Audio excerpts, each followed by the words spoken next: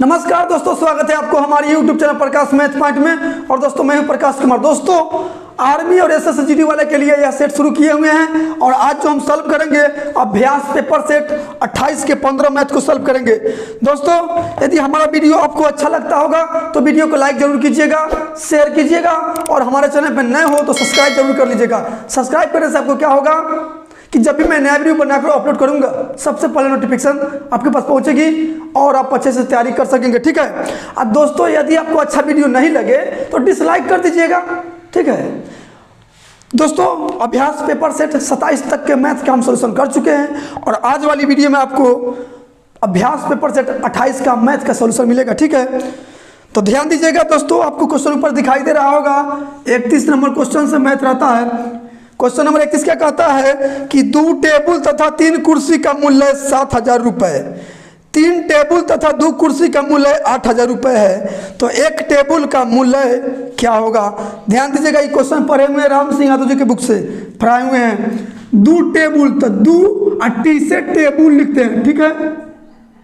2 table और 3 कुर्सी तो 3 कैसे कुर्सी लिखते हैं। तो 2 टेबल और 3 कुर्सी का दाम मिलाकर दोनों के मिला के दाम हुआ है कितना हुआ है 7,000 रुपया हुआ। तो बराबर लिख दिए 7,000, मतलब इतना सामान को हम 7,000 रुपये में खरीदे हैं। फिर आगे बोला है कि 3 टेबल प्लस 2 कुर्सी तो 2 के कैसे कुर्सी, ये दोनों का दाम 8,000 रुपये है। भैया तो आपसे पूछ क्या दिया है, एक टेबल का मूल्य पूछ दिया है, टी का वैल्यू पूछ दिया है, तो इसमें कुर्सी को हटाना पड़ेगा तभी तो टेबल के मान निकलेगा। तो कैसे हटाइएगा, टेबल का मान निकलना है तो कुर्सी को हटाएंगे तो ऊपर वाला कुर्सी के मान से नीचे में गुना और नीचे वाला कुर्सी के गुणांक से ऊपर में गुना। इस समीकरण 1 समीकरण 2 है। ठीक है। चलिए गुना कीजिए, 2 दूना 4 टी हो जाएगा प्लस 3 दूना 6 के हो जाएगा बराबर 7 दूना 14,000 हो जाएगा। ठीक है। सब में गुना होता है, 3 से हो जाएगा 3 3 9 टी हो जाएगा प्लस 3 दूना हो जाएगा 6 के हो जाएगा बराबर 8 3 का 24,000 हो जाएगा। ठीक है। हाँ कुर्सी कटना है। चलिए तो यहाँ घटा लीजिए, तो घटाने पर चीज चेंज होता है, तो प्लस में है तो माइनस में, प्लस में है तो माइनस में, प्लस में है तो माइनस में। कुर्सी 6 गो कुर्सी प्लस में, 6 गो कुर्सी माइनस में, कट गया। 4 गो प्लस में टी, 9 गो माइनस में, तो 5 गो माइनस में टेबल बच जाएगा। ठीक है। और इधर ध्यान दीजिए, 24,000 में से 14,000 घट जाएगा तो 10,000 बच जाएगा माइनस में, माइनस कैंसिल, और 5 से कटेगा 5 दूना 10 200। एक टेबल का वैल्यू कितना आया 200, यानी एक गो टेबलवा के दाम कितना आ गया 2,000 ना होगा। 3 8 का 24 और 3 को 0। ठीक है। तो यहाँ 10,000 ना होगा, एगो 0 बच जाएगा तो यानी कि 2,000। एक टेबलवा के दाम कितना आ गया 2,000, जो आपका ऑप्शन नंबर बी में है। ठीक है। आते हैं अगली क्वेश्चन पे। दोस्तों यदि समझ में आया है तो वीडियो को लाइक कर दीजिए। ठीक है। तुम्हें अपना बनाने की कसम खाई है। चलिए 32 नंबर क्वेश्चन क्या कहता है। क्वेश्चन है कि 2 के पावर 3 के पावर 2, अब भागा में 2 के पावर 2 के पावर में 3। अब दोस्तों यहाँ एक के ना समझ लीजिएगा, यहाँ ध्यान दीजिए, जब पावर पे पावर हो अब ब्रैकेट लगल हो तो पावर में पावर गुना हो जाता है, लेकिन यहाँ नहीं लगा है, यहाँ ब्रैकेट नहीं है तो वो कम ना कीजिएगा, 2 यहाँ लिख दीजिए। ठीक है। और 2 को छोड़ दीजिए। अब 3 के स्क्वायर कितना होता है 9, 3 के स्क्वायर 9, तो यहाँ 9 लिख दीजिए। अब भागा यहाँ देखिए 2 लिख दीजिए, यहाँ देखिए पावर पे पावर तो है और ब्रैकेट भी है तो पावर में पावर गुना हो जाता है, तो 3 दूना हो जाएगा 6। समझ में आ रहा है, ऐसे बनाइएगा। अब देखिए जब बेस समान हो और भाग में हो तो पावर में पावर घट जाता है, तो 2 एक को लिखाएगा और 9 में से 6 को घटा दीजिए तो 3 बच गया। 2 के पावर 3 आपका आंसर हो जाएगा। ठीक है। इसको तोड़ के दिया है तो कोई बात नहीं है, 2 के पावर 3 कितना होता है 8 होता है, तो आपका आंसर 8 हो जाएगा। ठीक है, जो आपका ऑप्शन नंबर बी में है। आते हैं अगली क्वेश्चन पे। चलिए 33 नंबर क्वेश्चन क्या कहता है। क्वेश्चन कहता कुछ नहीं है, तो मान पूछ दिया है कि 37 डिग्री का मान क्या होगा। ये सब तो बनिए जाएगा क्योंकि मैट्रिक का परीक्षा का सीजन चल रहा है। इसे तो बनिए जाएगा कि 37 का मान होता है 1/2 होता है, ठीक है। और sin 60 का मान कितना होता है आपको बताना है कमेंट में। हम बता देते हैं कि ऊपर में √3 होगा, लेकिन नीचा वाला मान आप बताइएगा, ठीक है। नीचा में क्या होगा ये आपके कमेंट में बताना होगा आपको, ठीक है। तो आपका आंसर हो जाएगा 1/2, ऑप्शन नंबर हो जाएगा ए। आते हैं अगली क्वेश्चन पे। चलिए 34 नंबर क्वेश्चन क्या कहता है।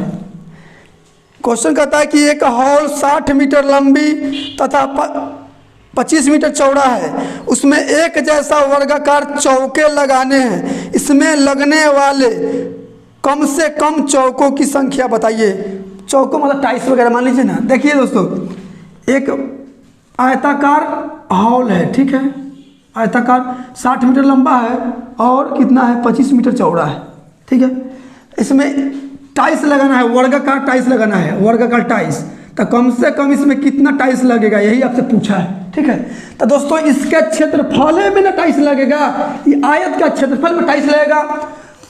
आयत के क्षेत्रफल क्या होता है, आयत का क्षेत्रफल क्या होता है, लंबाई गुना चौड़ाई। तो लंबाई कितना है 25, लंबाई है 60 और चौड़ाई है 25, तो क्षेत्रफल हो गया, क्षेत्रफल हो गया।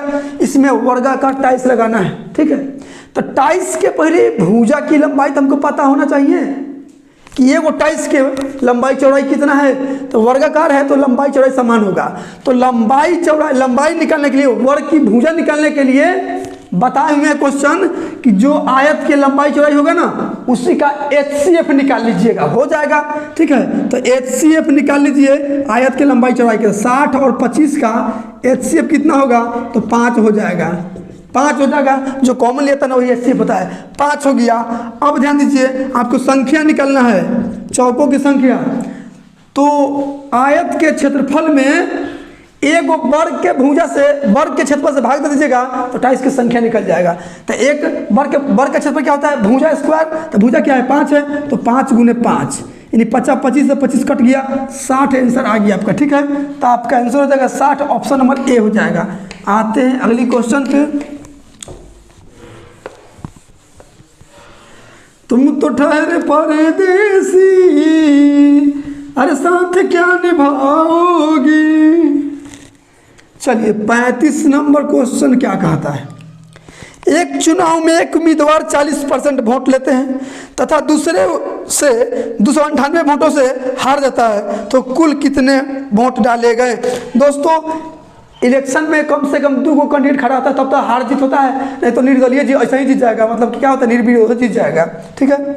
ध्यान दीजिए, तो ये पहला कैंडिडेट और दूसरा कैंडिडेट। तो बोला कि पहला कैंडिडेट मतलब एक कैंडिडेट 40% मत प्राप्त किया है, तो टोटल मत 100% पड़ता है। तो पहला को मिल गया 40, तो दूसरा को मिल गया होगा 60। समझ रहे हैं ना।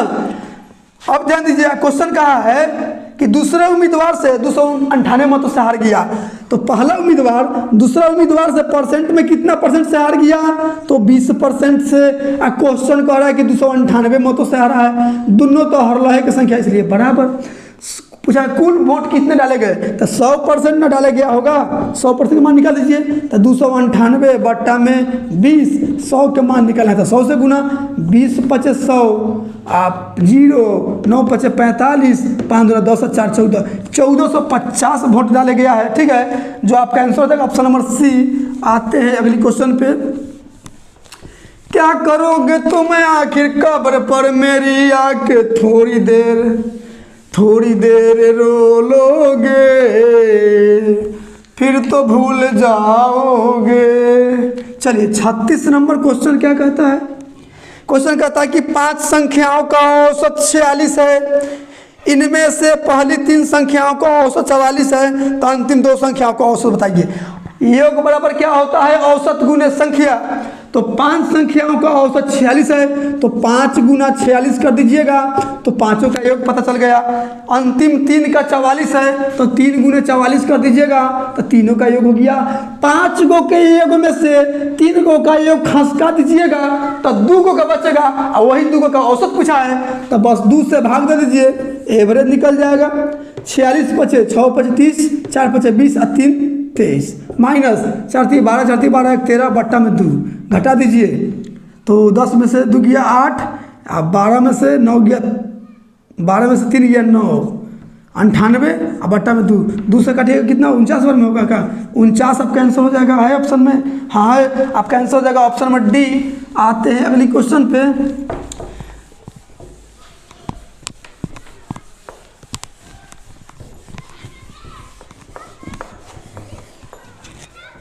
चलिए 37 नंबर क्वेश्चन क्या कहता है, जरा ध्यान दीजिएगा। क्वेश्चन कहता है कि सबसे छोटी प्राकृत संख्या कौन सी है? सबसे छोटी गिनती को भैया प्राकृत संख्या बोला जाता है, गिनती। और गिनती कहाँ से स्टार्ट होता है? 1 2 3 डॉट डॉट डॉट ऐसे स्टार्ट होता है। तो सबसे छोटी तो प्रथम होगा, यानी 1 आपका आंसर हो जाएगा। अब सोचिएगा 0, तो ना भैया 0 प्राकृत संख्या नहीं है, 0 पूर्ण संख्या है, प्राकृत नहीं है। आपका आंसर हो जाएगा 1, ऑप्शन नंबर हो जाएगा बी। आते हैं अगली क्वेश्चन पे, इसे तो बचपन में ही पढ़ना है। चलिए 38 नंबर क्वेश्चन क्या कहता है? द्विघाती समीकरण 4x² प्लस 5 माइनस 8x बराबर 0 की मूलों का योग बताए। दोस्तों पहले इसको सीधा कर लीजिए, टेढ़ा दे दिया है, हम इसको ऐसे नहीं लिख सकते हैं 4x², अब माइनस में 8x लिख सकते हैं, अब प्लस में 5 बराबर 0। आपसे पूछा है मूलों का योग, क्या पूछा है? मूलों का योग पूछा है, मूलों का योग पूछा है। तो फार्मूला होता है -b/a, ठीक है, इसे बहुत पढ़े हैं आप लोग 9वां 10वां में। क्या होता है? मूलों का योग बट्टा में ए, -b/a होता है। दोस्तों बहुत लोग यहाँ अल्फा बीटा कुछ कुछ मानते हैं, लेकिन कंपटीशन में उतना मानने की जरूरी नहीं है। उस 9th 10th में अल्फा बीटा, तो अल्फा प्लस बीटा कुछ भी मान सकते हैं, ठीक है। लेकिन यहाँ आपको कंपटीशन में क्वेश्चन बनाना है, तो बी किसको बोलेंगे? पहला वाला को ए बोला जाता है, ठीक है। जैसे समीकरण क्या होता है? ax² plus bx plus c बराबर 0, तो ए का वैल्यू ये हो गया। ए पहला टर्म को ए बोला जाता है, दूसरा टर्म को बी, और तीसरा कांस्टेंट है सी। तो ए देखिए, बी दूसरा क्या बोलेंगे? तो माइनस, देखिए बी का वैल्यू कितना है? यहाँ देखिए बी का गुणांक कितना है, मतलब एक्स का गुणांक 8 है, तो -8 है, -8, तो -8। आई का वैल्यू कितना है? 4 है, तो 4 से कर जाएगा 2 बार में, तो माइनस माइनस प्लस और 2 हो जाएगा, यानी कि प्लस दिखाई नहीं जाता है कोई संख्या के पीछे में, यानी कि आपका +2 आंसर हो जाएगा, ठीक है। जो इनमें से कोई नहीं हो जाएगा, यानी ऑप्शन नंबर डी हो जाएगा। आते हैं अगली क्वेश्चन पे। दोस्तों समझ में आ रहा है तो लाइक करते चलिए, और थोड़ा देर रुक कर शेयर जरूर कर दीजिए, और नहीं अच्छा लग रहा है तो डिसलाइक भी करते चलिए, ठीक है। चलिए 39 नंबर क्वेश्चन क्या कहता है? x² प्लस 4 का वास्तविक गुणक क्या होगा? दोस्तों इसको हम लोग लिख सकते हैं x² प्लस 2k², क्योंकि 2k² 4 ही होता है। ध्यान दीजिए, यहाँ a² प्लस b², इतना को हम लोग लिख सकते हैं a प्लस b के होल स्क्वायर, अब माइनस में 2ab लिख सकते हैं, जरूर लिख सकते हैं। क्यों? देखिए इतना का फॉर्मूला क्या होता है? a² plus b² plus 2ab होता है, अब माइनस में 2ab लिख दिए, तो माइनस प्लस कट गया, यही ना बच गया इतना को हम लोग लिख सकते हैं x प्लस 2 के होल स्क्वायर, अब माइनस में लिख सकते हैं 2x 2, यानी कि x प्लस 2 के होल स्क्वायर माइनस 2 दूना 4x, यही आपका आंसर हो जाएगा, ठीक है। तो देख लीजिए ऑप्शन में है क्या? ऑप्शन में नहीं है तो कोई बात नहीं है, आपका आंसर हो जाएगा इनमें से कोई नहीं, ऑप्शन नंबर डी हो जाएगा। आते हैं अगली क्वेश्चन पे। दोस्तों बनाने का और भी विधि है इसका, ऐसा नहीं कि केवल यही विधि है, ठीक है। इस किताब में आपको पता होगा कि सॉल्यूशन तो नहीं दिया हुआ है, हमको तो लगता इसमें डाउट है। आसान जो क्वेश्चन है उसका सॉल्यूशन दिया हुआ है, एक तो लटपटिया क्वेश्चन है उसका सॉल्यूशन नहीं दिया हुआ है, इसका मतलब क्या है आप समझिए गए होंगे, ठीक है। चलिए हम आगे आते हैं। चलिए क्वेश्चन नंबर 40 क्या कहता है, ध्यान दिया जाए। 40 नंबर क्वेश्चन कहता है यदि किसी वृत्त की त्रिज्या 100% बढ़ाई जाए तो उसका क्षेत्रफल कितना % बढ़ जाएगा। दोस्तों वृत्त की त्रिज्या बढ़ा रहा है, त्रिज्या में 100% का वृद्धि कर रहा है, तो क्षेत्रफल बराबर क्या होता है? वृत्त का क्षेत्रफल वृत्त के क्षेत्रफल क्या होता है, pi r square, pi r square. पाई तो कांस्टेंट होता है, आर का वैल्यू देखिए 100% बढ़ा रहा है, यानी आर का इस्तेमाल 2 बार हो रहा है। तो जब किसी वस्तु पर लगातार 2 बार घटना घटता है ना, तो ए भी फॉर्मूला लगाया जाता है। ये सब पढ़ चुके हैं। 100 प्लस 100 प्लस प्लस प्लस 100 गुने 100 बट्टा में 100, 100 से 100 कट गया, 1 से 200, 1 से 300, यानी कि 300% वृद्धि हो जाएगा क्षेत्रफल में। ठीक है, तो आपका आंसर हो जाएगा ऑप्शन नंबर सी। आते हैं अगली क्वेश्चन पे।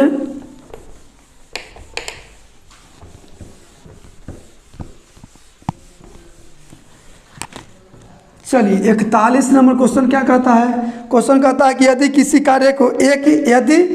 कार्य को ए 9 दिनों में कर देता है और बी ए से 50% अधिक काबिल है, तो वह इस कार्य को कितने दिन में करेंगे। कौन, वह किसके लिए बोला जा रहा है, बी के लिए। ध्यान दीजिए, ए और बी के बारे में बोला है। बी जो है ना, ए से 50% अधिक काबिल है, मतलब कार्य करने का क्षमता है बी के पास ए से 50% ज़्यादा है। तो ए को 100% होगा तो बी को कितना 150% हो जाएगा। काट दीजिए, 50 दूना 100, 50 से 150, 2:3। अब ध्यान दीजिए, बी के बारे में पूछा है, तो याद रखिएगा कुल काम निकलना है ना, टोटल काम निकलना है, तो जिसका दिन दिया है उसी के क्षमता से गुना कीजिएगा। तो दिन ए का दिया है तो ए का टाइम, ए का क्षमता कितना है, यह क्षमता इफिशियंसी, ए का क्षमता 2 है। ए का टाइम दिया तो ए का क्षमता से गुना कर दिया तो कुल काम निकल गया। करवाना 20 है तो 20 से भाग दे दीजिए, बी का दिन निकल जाएगा 3 × 9, 3 दूना 6 दिन में बी कर देगा। ठीक है, तो आपका आंसर हो जाएगा ऑप्शन नंबर बी हो जाएगा। आते हैं अगली क्वेश्चन पे।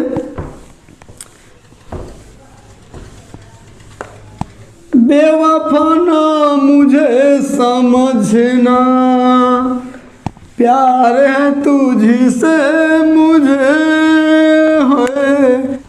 चलिए 42 नंबर क्वेश्चन क्या कहता है, ध्यान दीजिएगा। किन्हीं दो संख्याओं का योग 10 और गुणनफल 20 है, तो उनका पारस्परिक संख्याओं का योगफल क्या होगा। पारस्परिक समझ रहे हैं, वृत्त कर्मों का योग भैया पूछ दिया है। क्वेश्चन में थोड़ा लैंग्वेज घुमा देता है, आप लोग भी घूमना शुरू कर देते हैं। दो संख्या होते हैं, x + y 10 है, xy गुणनफल 20 है। व्युत्क्रम पूछा है तो 1/x 1/y का व्युत्क्रम पूछा है, मतलब ये होगा। ठीक है, लघुत्तम लीजिएगा तो xy हो जाएगा, x से x कटेगा तो y, प्लस y से y कटेगा तो x + y का वैल्यू कितना है 10, xy का वैल्यू कितना है 20, 1 0 से 1 0 यानी 1/2 आ गया। ये सब पढ़ चुके हैं। ऐसे व्युत्क्रम पूछा जाता है ना, तो 1 गुणनफल कर दिया जाता है। ठीक है, आपका आंसर हो जाएगा, नहीं ऑप्शन में है तो ऑप्शन नंबर डी में है। आते हैं अगली क्वेश्चन पे। कहाँ है तेरी आज कसमें, वादा करके भुला दिया है। चलिए 43 नंबर क्वेश्चन क्या कहता है। क्वेश्चन है 1/x - 1/y बराबर 1/z, तो z के मान आपसे पूछ दिया है। ध्यान दीजिए, इधर लोग उत्तर लीजिए तो xy, x से x कटेगा तो y माइनस y से y तो x बराबर 1/z। z के मान पूछा है तो इधर उलटना पड़ेगा तब तो z होगा। तो मैथ का नियम कहता है कि जब एक तरफ जो काम किया है ना वही काम दूसरी तरफ भी कीजिए। तो इधर उलटिएगा तो क्या हो जाएगा xy बट्टा में y माइनस x, यही आपका आंसर हो जाएगा। ठीक है, z का वैल्यू हो जाएगा। अब देख लीजिए कौन ऑप्शन है, तो आपका आंसर हो जाएगा ऑप्शन नंबर सी हो जाएगा। आते हैं अगली क्वेश्चन पे।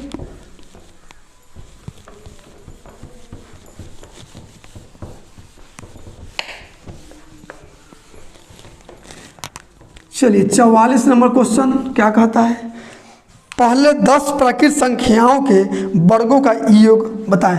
दोस्तों पहले 10 मतलब 1 2 3 4 डॉट कहाँ तक 10 तक का योग, लेकिन वर्गों का योग तो फॉर्मूला होता है 1 से n तक के प्राकृत संख्याओं के वर्गों का योग बराबर फॉर्मूला होता है n × n + 1 × 2n + 1 बट्टा में 6। ये फॉर्मूला होता है वर्गों का योग। ठीक है, तो n की जगह लास्ट 10 गुने 10 × 1 11 गुने 10 दूना 20 × 1 21 बट्टा में 6।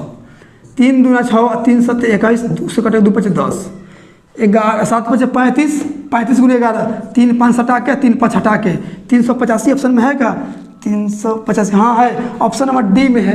आते हैं अगली क्वेश्चन पे। ये सब बहुत आसान क्वेश्चन है, बउआ वाला क्वेश्चन है, बउआ वाला जो झुनझुन्ना से खेलता है, तो हम लोग इसी से खेलेंगे। चलिए 45 नंबर क्वेश्चन और इस सेट का अंतिम क्वेश्चन।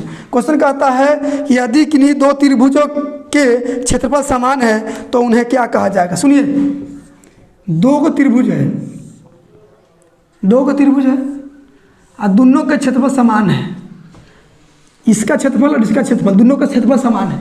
सुनिए, कहने का मतलब है कि आपके पास 2 कट्ठा खेत है और 2 कट्ठा हमारे पास भी खेत है, तो हम दोनों तो बराबर है, यानी हम लोग समान हैं, सम है, हम लोग एक साथ उठेंगे, एक साथ बैठेंगे, ठीक है, कोई छोट बड़ा नहीं है। तो यहाँ देख लीजिए, तो जितना लंबाई, जितना क्षेत्र, और 2 कट्ठा ई होगा और 2 कट्ठा ई, तो जितना इस भुजा की लंबाई उतना ही इस भुजा, जितना इसका उतना ही इसका, जितना ही उतना ही, मतलब सब कुछ समान है। तो ऑप्शन में देख लीजिए, सामंजस्य त्रिभुज, ये तो हमको पता नहीं है सामंजस्य क्या होता है।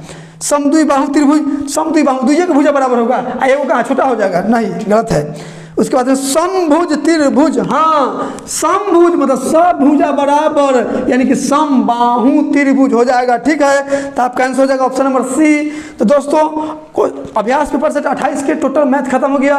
दोस्तों, यदि वीडियो आपको अच्छा लगा है और समझ में आया है तो वीडियो को लाइक कीजिए, सभी दोस्तों के पास शेयर कीजिए, और नए हो हमारे चैनल पे तो सब्सक्राइब कर दीजिएगा, ठीक है। तो मिलते हैं अगली वीडियो में इससे आगे का सेट लेकर। आज के लिए इतना ही। जय हिंद।